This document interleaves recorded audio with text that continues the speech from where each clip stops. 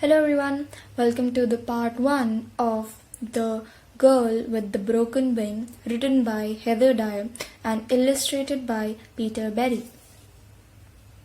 Illustrated by Peter Bale. So here's the opening scene and welcome to the chapter 1. Sorry for the mess. It was my childhood book and a very comforting book. So I used to draw these things. Just ignore them and let's get started with the book. Chapter 1. The Crash Landing. Chimneys can be dangerous. Just imagine. It's a dark night and you're flying low, barely skimming the rooftops. The wind is gusting and throwing you, of course. And the rain is getting in your eyes so you can hardly see where you're going. And then, just as you're coming into the land, there's a sudden gust of wind and whap. The twins were in bed when it happened. They heard a sound like a wet cabbage hitting a wall and then clattering on roof tiles. Then nothing but the wind wuthering around the eaves once more. What was that? Whispered James. Amanda, who slept behind a curtain on the other side of the attic, switched on her bedside light and they lay very still, listening. Rap, rap, came a knock on the skylight. "Who's there?" said James. He climbed out of the bed and stood under the window, and there he saw a startled face framed by a tangle of wind-blown hair. "It's a girl!" he cried. Together the twins dragged the big red chair across from the corner and James stood onto it to reach the latch. "Open up!" yelled the girl in a muffled voice. James opened the window and a gust of rain blew into the room. "Thanks," gasped the girl, climbing in a moment later. She was standing there before them, dripping on the carpet. To the twins' amazement, they saw that she was barefoot and wearing only a thin white cotton dress. But most astonishing of all, hanging from her shoulders and reaching nearly to her feet, was a pair of long white wings. "Oh!" moaned the girl, clutching on her left shoulder. "I think I've broken my wing." James and Amanda helped the girl with the broken wing to the sofa, where she sat down carefully. "I'll have to lie on my front," she said. So Amanda brought a pillow and the girl lay down with her long wings folded neatly along her back. The tips of the wings lay on her calves, and the downy feathery at her shoulders were sticky with rain. Amanda reached out her hand and stroked one of the wings gently. It felt firm and springy like a stroking swan. "What's your name?" asked Amanda. The girl with the broken wings yawned. "Hilary," she said. "I'm Amanda," Amanda said politely. "And this is my brother, James." "Nice to meet you," murmured Hilary, snuggling deeper into the pillow. Hilary, what were you doing on a roof?" Hilary mumbled something that neither of them could quite make out, then closed her eyes. "Excuse me?" But there was no reply. Hilary's breathing had settled into the regular, easy rhythm of sleep. "She's in shock," said Amanda. "We can ask her again in the morning." Then, just as they were about to turn away, Hilary opened her eyes and spoke again, quite clearly this time. "Good night," she said. Chapter 2. The Angel Question.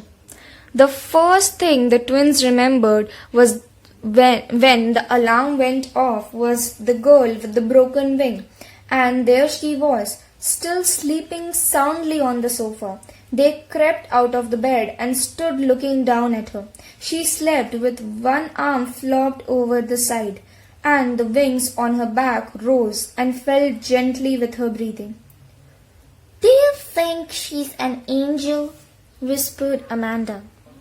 James shook his head. "Angels don't snore," he said. They watched her sleeping. Her elbow was skinny, probably from her crash landing the night before, and the soles of her feet were filthy. "Perhaps we should wake her up," said Amanda. James hesitated.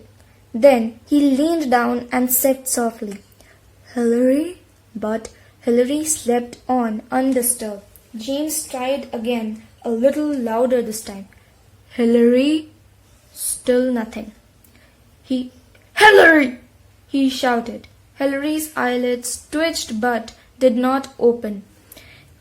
"It's 8 o'clock," said James, looking at his watch. "We've got to go." "We can't just leave her." The twins considered the situation.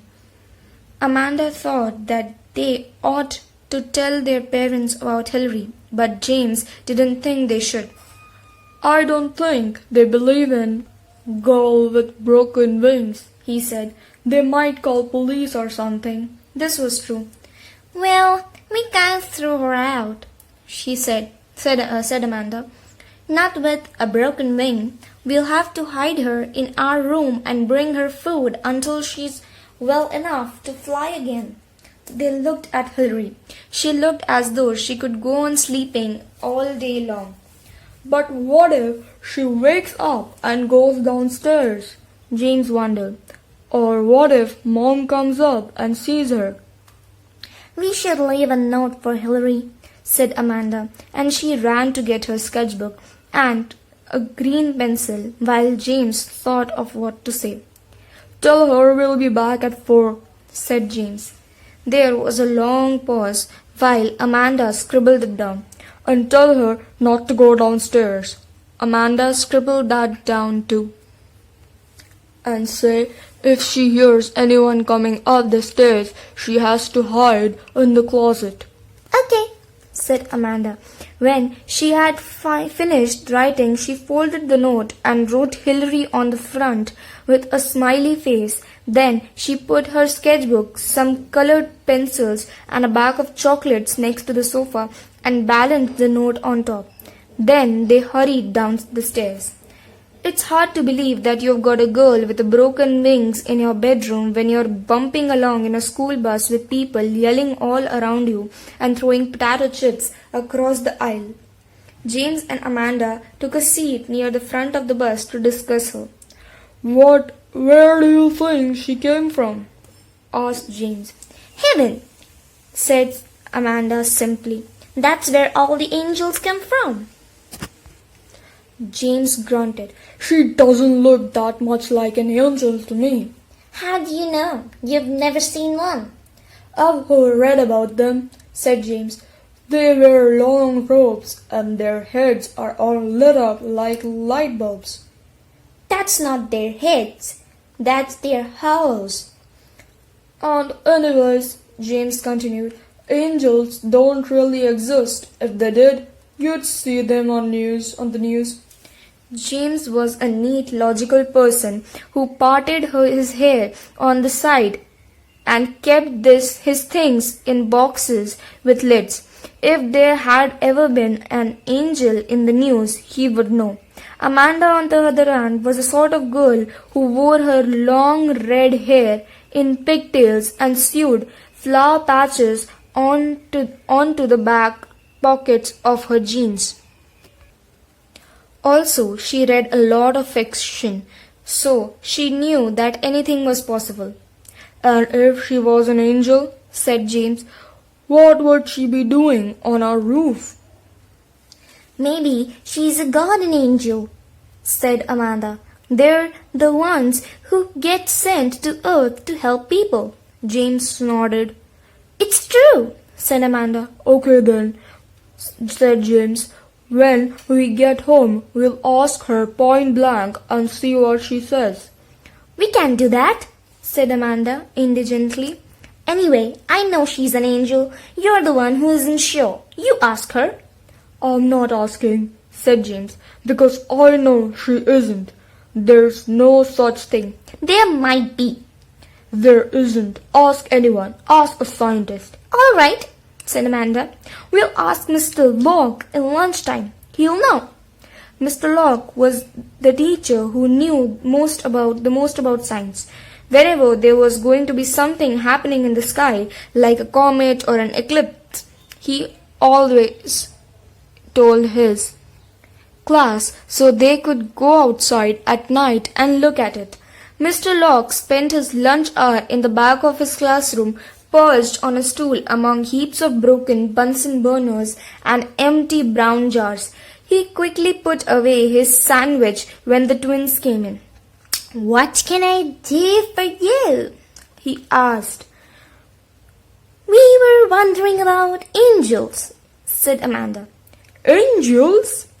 said Mr. Locke. Is there a question about angels in the curriculum? No, said James. There isn't. We just wanted to know. Could there be one? A question.